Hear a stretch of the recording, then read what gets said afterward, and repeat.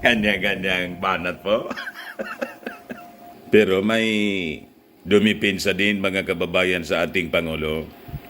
Golden era president yan. Hindi yan basta-bastang president. Best president in the world yan. Uuwi yan na may dalang billion-billion pledges. Bakit ka galit? Bakit ka galit eh? Wala naman siyang ginagawa. Huwag kang ano.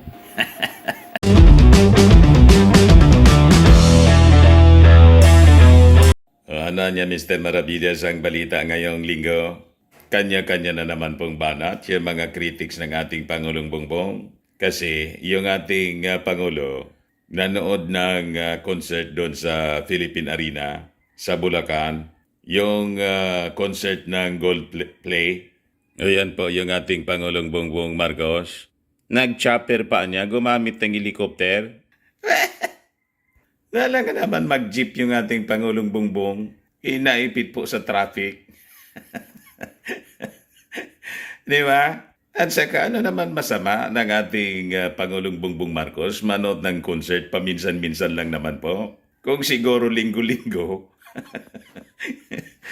magalit na po kayo kung talagang ganyan yung ginagawa ng ating Pangulo. Linggo-linggo nasa party, linggo-linggo nasa concert. Once in a blue moon po ang ganitong mga concert ng isang rockstar from London, yung Gold Play po. Kailan pa yon susundan mga kababayan? At alam naman natin po ng ating Pangulong Bongbong Marcos, fan din siya ng mga sikat na rockstar sa mundo kahit nung kanyang kabataan. And that is normal sa isang tao. Lalo kung mahilig din sa music. Kumakanta-kanta nga po yung ating Pangulong Bongbong. At yun yung ginagamit na pinapakalat na video ngiwi yung ating Pangulo. Kumakanta yun.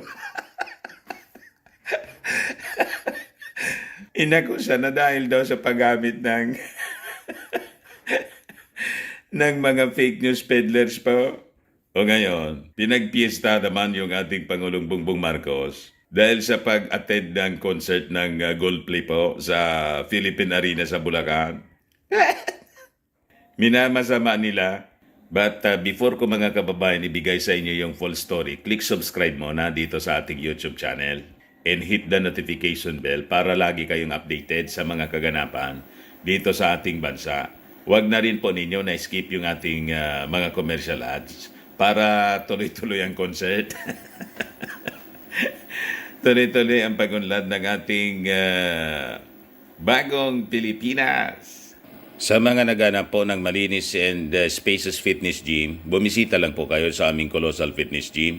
We also offer Grab Car Rental with our brand new 2023 model ng Toyota Innova. We also accept booking for those who are planning to travel via PAL, Cebu Pacific, and other airline companies, local and international, and bills payment for Meralco bills, PLDT, etc.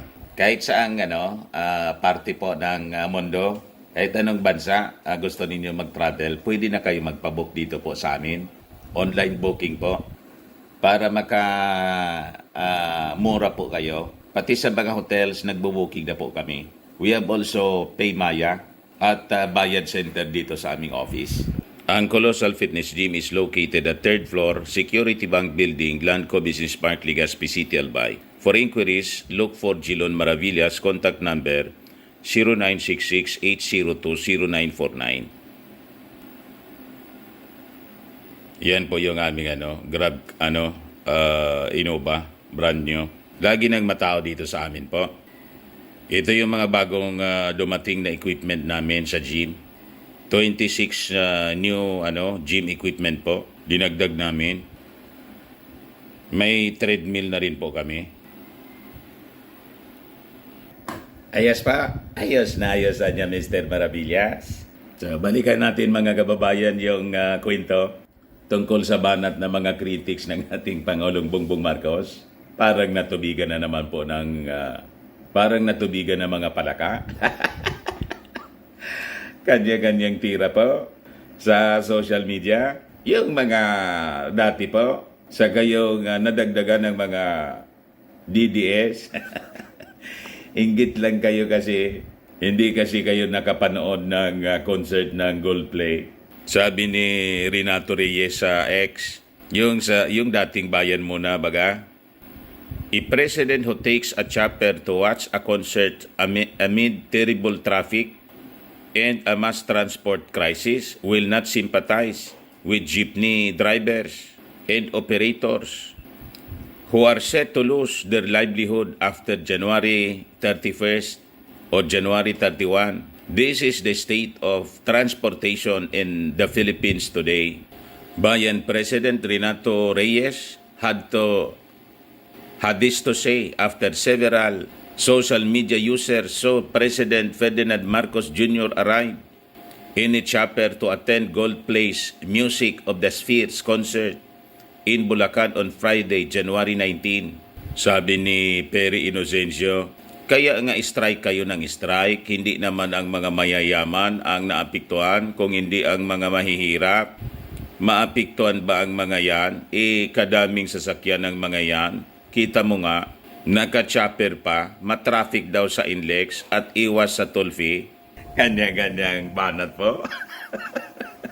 Pero may dumipinsa din mga kababayan sa ating Pangulo. Golden era president yan. Hindi yan basta-basta ang president. Best president in the world yan. Uuwi yan na may dalang bilyon-bilyong pledges. Bakit ka galit? Bakit ka galit eh? Wala naman siyang ginagawa. Huwag kang ano. Diba? Sabi ng isa pa, guys, unity lang tayo ha. Huwag na magreklamo. Ganyan ang mga utak tanso. Sabi ng isa din, inggit lang kayo, kumayod para dumating kayo sa puntong afford nyo mag-helicopter. PBBM, mahal ka namin. Spend all our money for your convenience. That's part of the reason we voted for you. Sarcastic attack pala yun. Sabi ng isa naman po, bawal daw manood ang presidente ng concert. Pinoy Grace Lee Watts Mendez concert. Nanood din mga kababayan ng concert si Pinoy pala. Sabi ng isa pa, iyak na naman mga kakamping, inggit, sabay tawa. Sabi ni Gilton Bation, mga reklamador. Ano niya, Mr. Maravillas, sa masasabi mo dyan na yung Pangulo gumamit pa ng chopper. May paliwanag na po yung yung PSG.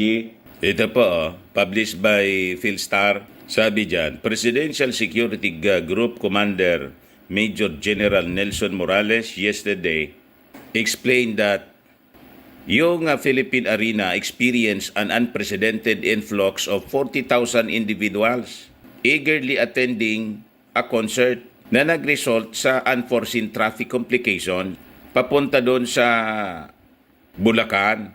Recognizing that this traffic situation posed a potential threat to the security of our president, the PSG took decisive action by opting for the presidential chopper. Yun ang rason daw mga kababayan, kaya gumamit ng chopper. So ang ibig sabihin, wala man po sa original plan na magcha-chopper yung ating Pangulo papunta sa ruta, papunta doon sa concert. Yung dati sanang presidential convoy, yung mga vehicles niyang ginagamit, pero nagbago. Gumamit ng chopper yung ating Pangulo for security reason. This decision not only ensured the safety of our leader but also exemplified our commitment to prioritizing security in the face of unexpected challenges.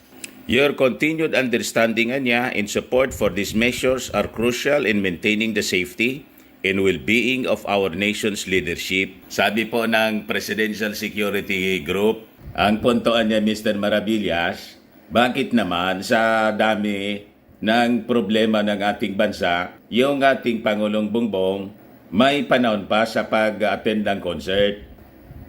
Hindi naman siguro po mo napakaraming problema yung ating bansa. Yung leader natin, pagbawalan na natin po na mag-attend ng concert. Sa dami ng ginagawa po ng ating Pangulo, I think kailangan din naman ng time niya para makapag-relax paminsan-minsan, di ba? Kailangan yon kahit ng isang ordinaryong tao. Di ba pag tayong mga workers, we take a break paminsan-minsan. Minsan nagbabakasyon po tayo, pumupunta tayo sa mga resort, sa mga beaches, then sa mga concerts to unwind. Ganon po tayo na mga tao. Kasi pag sobra-sobra na yung pressure sa atin, kasi subsub tayo sa trabaho, pag hindi tayo nag-relax paminsan-minsan, nagiging unproductive na tayo. Di ba po, mga kababayan? Ganon din po yung Pangulo, lalo na po ang isang presidente. Kaya di man dapat po minamasama yung mga ganyan at hindi yun unique sa ating Pangulo. Kahit nga po si Pinoy na isang dilawan, nanood ng concert. Kayo naman. At doon sa punto ni Renato Reyes na pinuna niya yung terribling traffic, ito pong problema natin. In fact, may studies nga po na sinasabing ang Metro Manila is the worst, one of the worst in the world, cities in the world sa traffic. Kaya sabi po ng DOTR, kailangan na talaga niya ng lasting solutions after Metro Manila gets worst traffic title. Yun kasi yung lumabas sa traffic index ng TomTom or TamTam International BP ng Metro Manila, top 387 cities worldwide sa worst traffic po. Napabayaan kasi po ng mga previous administrations. Pero sinusolusyonan na po ngayon sa pamamagitan ng paglalagay ng mga expansion ng railway system, subways, saka sabi ng DOTR, ipa-fast track daw nila yung mga road projects. Ayan po, we will fast track road projects while collaborating with appropriate agencies with the help of the private sector. At kaya nga po, mga kababayan, nilaunch last week ng ating Pangulong Bongbong Marcos yung pagsasaayos ng Pasig River. Kasi po, bubuksan din po ito na Pasig River once natapos yung pagdevelop niya para additional transportation po. So ito po yung Pasig bigyang buhay muli. Di ba?